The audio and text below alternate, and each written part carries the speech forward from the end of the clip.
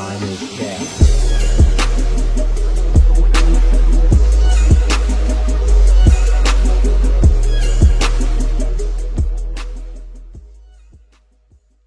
Shout out to MJV Animations and most importantly Mob Sam. Shout out to y'all for tapping in. This video is 3 true AirBNB horror stories animated. We ain't gonna talk too much. Without further ado, we're gonna get straight into the video. I owned an Airbnb house for several years. I stopped due to the stress of keeping up with it, as well as maintaining my actual job.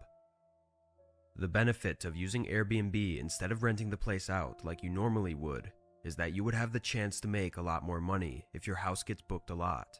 Yeah. Being in a relatively high traffic area for vacations, Airbnb was a great option for us. My wife and I were excited in the beginning, but it got more demanding as more people booked the house. We needed to keep everything on schedule and hire cleaning services after the first customers left and before the next ones came, as well as be sure to respond to their messages and emails in a timely manner. But things were going well for a couple years before we had what we thought was a young couple staying at the house. Just like every other time, when they arrived, I texted them the unlock code for the door. I almost never actually see the customers. After they let me know that they were inside and everything was good, I sat back and relaxed for the rest of my day off. I should also mention that I almost never even talk to the customers more than just a couple texts. Usually they text me when they get there and when they leave, and sometimes an occasional question about the house, but that's usually it. But as 9 o'clock came around and I was just about to get ready for bed, I got a text from the young man staying at the house.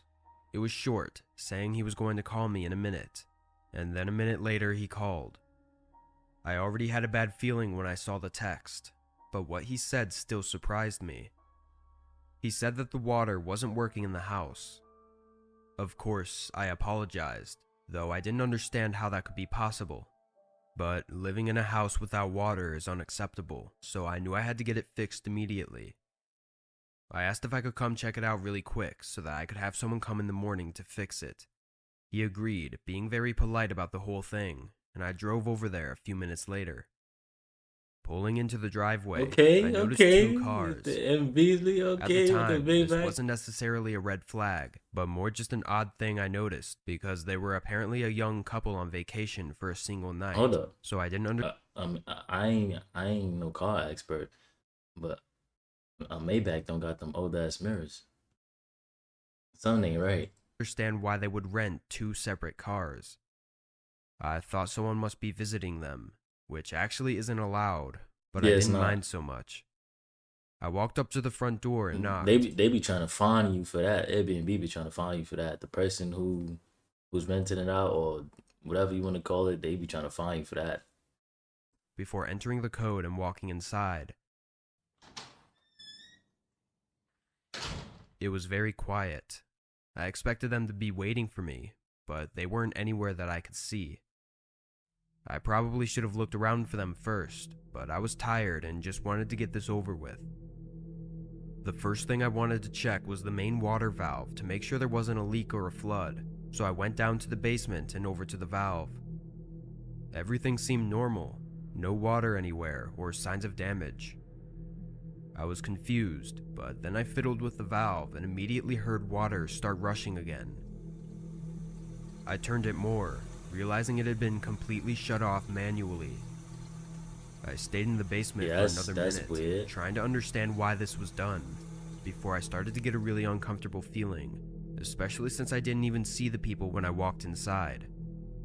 I just couldn't see how it could have been anyone other than them who turned off the water, which meant they were trying to get me to come over on purpose, or maybe give them a discount on their stay for the inconvenience.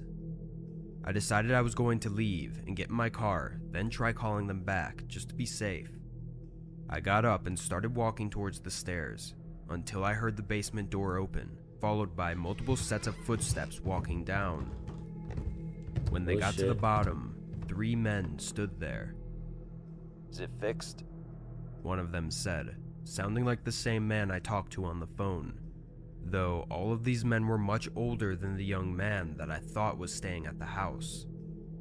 I told him it should be working now, and that the valve must have just tightened on its own. I was trying not to point any blame, since the whole thing was making me so uncomfortable. I just wanted to get out of that basement and away from these guys. Yeah, that's weird to They be all honest. just kind of stood there looking at me, not saying anything after that.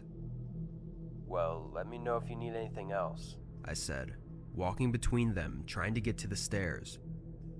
They still just stood there, watching me walk around them. But as I went past the third guy Why he look closest to like the that in the back? stairs, I spotted a gun shoved in the back of his pants. Oh, It made me freak out a little, and I rushed a bit quicker up the stairs, but they didn't follow.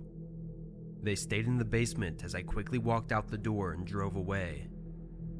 When I got home, I woke up my wife and told her what had happened. She convinced me to call the police to check up on them. They weren't the people we thought were staying there, and the situation was strange, so it felt justified. I think we waited 20 minutes before a call came from an officer claiming nobody seemed to be home and that he may need me to open the door. I gave him the code instead, and he called back another 20 minutes later, saying that there was no signs of anyone still being there. The next day, we found out the card the man paid with was stolen, and after looking damn. around the house, they had stolen some expensive decorations and appliances as well. I guess there never actually was a young couple either. The one thing that was left unexplained was their whole plan with the water not working. I think they either wanted me to not charge them for their stay, so that hopefully they could use the stolen card for longer, or they were planning on robbing me at gunpoint. But Probably. then that makes me question why they didn't. 3 dangerous, unidentified men blocking my exit in the basement after leading me into a trap, and they just let me go. It doesn't make sense to me. That's the crazy thing with like online services and stuff like that.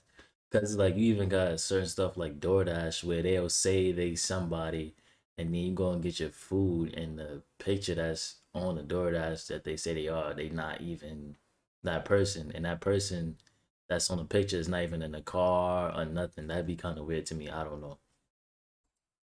But after that, I never went to the house while customers were home, and a few months later, we stopped using AirBNB and just put the house up for rent. Yeah, that was weird. At least you made it out with your life though. I was taking a solo trip to Salt Lake City last year. I'd never actually had the chance to go on many vacations before, and when I did, it was always with my family. This was the first time I was finally going to get to enjoy my time somewhere else all by myself. I know it sounds a bit weird, but being alone is fine with me, especially since I'd never get to be alone. Anyway, I looked up both hotels and Airbnbs in the area, and surprisingly, the Airbnbs were a lot nicer and less pricey. However, all the cheaper ones were a bit further away from the city.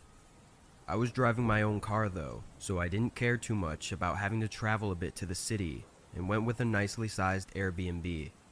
It was small, but the kitchen and bedroom were nice, which was all I really cared about. I got there at 6 on Sunday morning.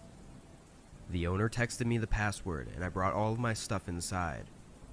It was really nice, much better than the small apartment I shared with my roommate. Once I got everything inside and set up, I hopped on the couch and turned on the TV.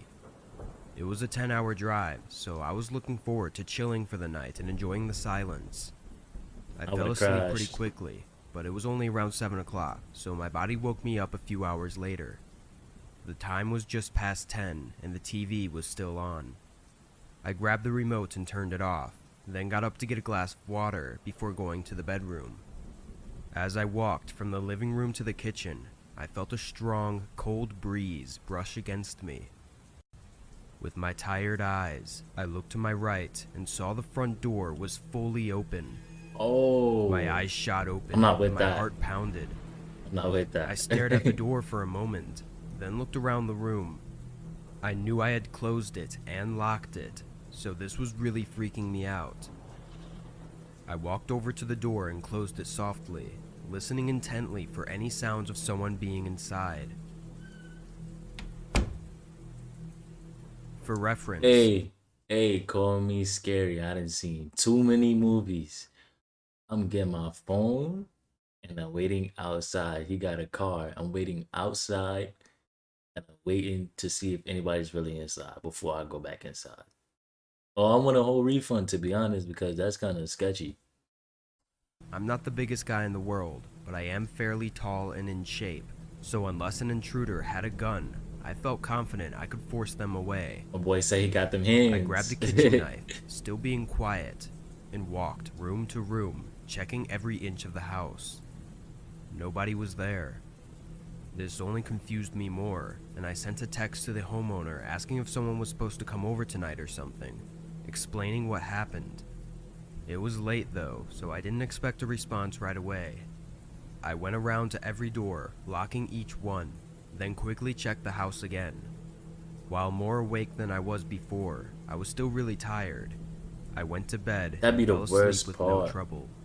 Like in situations like that, that'd be the worst part for the simple fact that you want to go to sleep, but like your anxiety and your mind is keeping you up. Like, nah, something's gonna happen, something's wrong, and you wind up just falling asleep anyway. When I woke up though, I was much less calm than I was before. I heard something from outside. Not outside the house, but outside my bedroom door. Mm-mm. I didn't know what to do and kind of just Yo, froze. what y'all doing in that situation? You hear something outside your room door and you at a B&B and you know you ain't let nobody over. What are you doing at that point?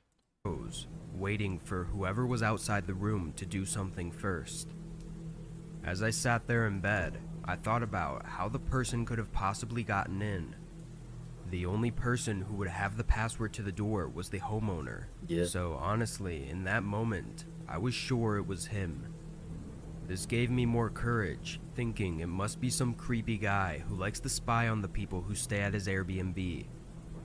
I got out of bed, still not having heard anything else, and grabbed my phone from the nightstand to call the cops.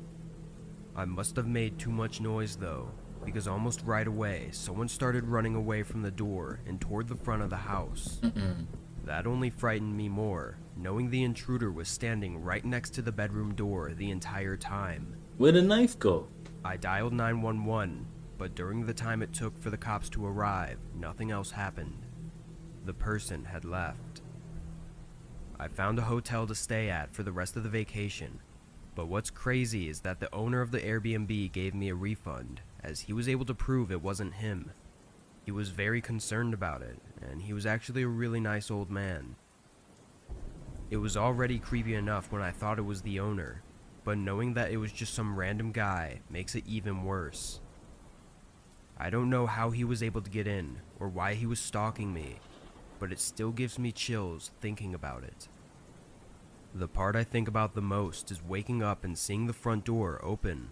Yep. Now that I know that someone was actually in the house, that meant that whoever it was came in and saw me asleep on the couch, Was watching. then proceeded to do whatever it was they came there to do. It's just really unnerving and creepy. Nah. It makes me... I mean, me, I'm a big person on energy. And it's like, if I'm asleep and somebody's just standing over me, I don't care how good my sleep is. I know I wouldn't, like in movies and all that stuff, I couldn't be like, well, I ain't gonna talk about movies. Let's talk about real life.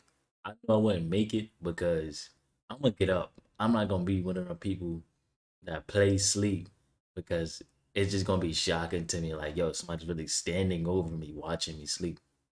never want to be at an Airbnb alone. I was staying at a small 2-bedroom Airbnb during a vacation I took last year. Oh, sorry to keep pausing, but heads up, you go to Airbnb, even if it's in your hood or close to where you live or whatever, make sure you bring something with you just to protect yourself. Cause I don't care what, no offense to Airbnb, but I don't care what their restrictions is, bro. You gotta protect yourself at all times. This place was on the way to another Airbnb that I was going to stay at for the main portion of the vacation, but this was more of just a rest stop for the night. The place was clean and empty, just as expected when I arrived. I walked around the whole house to check it out before bringing in my luggage and sitting on the couch. It was probably 8 p.m. by this time of night. As I sat, dozing off a little, The doorbell ringing made me jolt awake. I looked over at the front door, confused and alarmed. I was a pretty small, young girl, so it's safe to say I'm often scared easily and don't like talking to strangers, especially at night when I'm alone. I got up and walked over to the door, hearing two men whispering to each other on the other side. The door didn't have a safety lock or anything, so I just kept the door shut and called out to them. "Hello? Hey, we're here for the Airbnb. Can you open the door?" A man called out. I loudly asked what they meant, not understanding what being here for the Airbnb was supposed to mean. He responded, saying that he had the place booked for the night. I got the place I knew booked there had for to the be night. some sort of mistake, so I told him, still yelling through the door, that I had it booked as well and that he needed to contact the owner. The man didn't seem happy about that, although if I were in his position, I'd be pretty upset too. I heard one pair of footsteps walk away from the door, while the other man asked again if I could open the door so that we could talk about it. No. I was about to give in, putting my hand on the doorknob, thinking that he seemed believable, but something came over me telling me to just play it safe. I said my husband would be down to figure it out in a few minutes. I didn't want them to think I was alone, so I was hoping that would catch him off guard if something was bad. The man didn't respond though. I waited for another minute because I didn't hear any footsteps leaving, but then I moved the short curtain to the side and looked out the small window. The man I'd seemingly been talking to was facing towards his car parked in the driveway, and past him was one of the most terrifying things I've ever seen. A group of maybe 5 people was standing further down the driveway, kind of hiding as if waiting for a signal. They all had some form of face coverings, and I couldn't see the other side of the door, but I assumed there were even more people over there. Knowing that this was very likely a gang. They was trying to, I don't think this was towards her though, but they was on that. Due to the city I was staying in, I was completely horrified. I backed away from the door, fully panicked and trying not to hyperventilate. I then went to the bedroom to get my phone and call the police, and I could hear more footsteps all around the house. Oh, they got inside. It was like I was surrounded by a pack of wolves who at any minute could crush the windows and break inside. I took my phone into the bathroom with me and called 911, trying to remain calm. Sweating like crazy. The operator also told me to be quiet and stay calm, as they were sending a group my way and would be there in just a few minutes. I stayed on the line, still hearing footsteps walking around outside the place, until the horrible sound of wood bending and then snapping came from the front door. I was crying profusely now, trying to muffle my mouth with my hand. I listened as a whole group of people ran inside, opening doors and cabinets before one approached the bathroom door and tried the handle. "Here," he yelled, then walked away. The group continued looting the house before sirens were heard in the distance and they began to scatter out of the place. They had all left by the time the police got inside. Thank God all of my luggage was gone, and my car had its windows shattered and was looted as well. One of the officers sat with me to discuss some details, and he informed me that they've been having problems with large groups or gangs breaking into homes recently. They don't think the main goal is to hurt the residents at all, but rather to just rob them of everything. So that's likely why they left me alone in the bathroom, knowing I wasn't a threat. Whether their intentions were to harm me or not, it was still terrifying. I know it likely had little to do with me staying at the Airbnb that night. Yeah, I doubt that. But it has still made me really anxious every single time I stay at an Airbnb now. Man, that was a good one. That was a good one. Shout out to MJV Animations.